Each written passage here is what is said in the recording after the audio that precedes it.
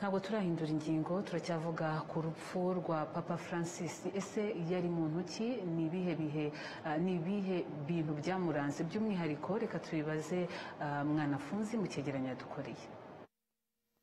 Yavutse yitwa Jorge Mario Bergoglio ku itariki ya 17 y'ukwa 12 mu 1936.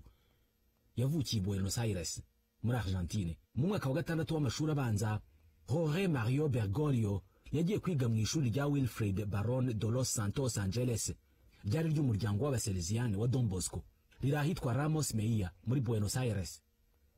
Nyuma yaho yakomereje amashuri yisumbuye ya tekinike ku ishuri rya Escuela Tecnicia Industrial No. 27 Hipólito Yrigoyen. Yize ibijyanye n'ubumenyi bw'ibinyabutabire aho kuri impamyabumenyi mu by'imiti.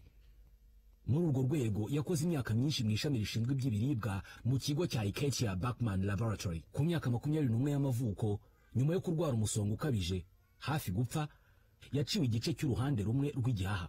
Bergoglio yahisemo kwinjira mu muryango w'abihaye Imana w'abayezuite mu mwaka w'1958 nyuma yo gukira ya ndwara ikomeye y'ibihaha. Yahawe ubusaserodoti mu 1969.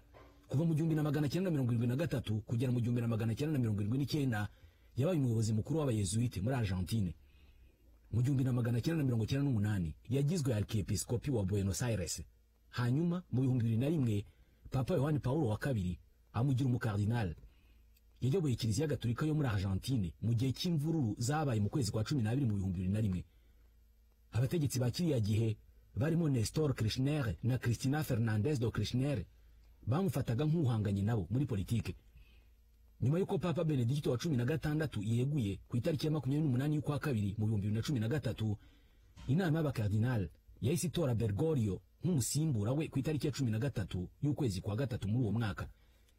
Yahisemo kwitwa Francisco cyangwa François mu rwego rwo guhicyubahiro mutagatifu François d'Assise. Mu buzima bwe, Papa Francisco yarazwiho kwicisha bugufi, gushyira imbere imbabazi z'Imana, kugaragara cyane mu rwego mpuzamahanga kwa Papa, kwitangira abakene no guharanira ibiganiro hagati y'amadini.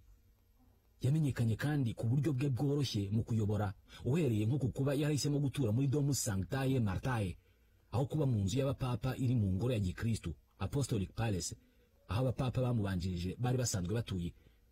Papa François yemereye abagore kujya mu myanya y'ubuyobozi bwuzuye mu nzego zitandukanye za Vatican.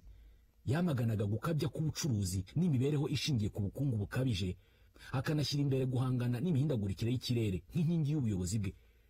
Yatangaje ko igihano cy'urupfu ari ikibi ku buryo budakemangwa, kandi ko Kiliziya Gatolika iharanira ko gikurwaho burundu.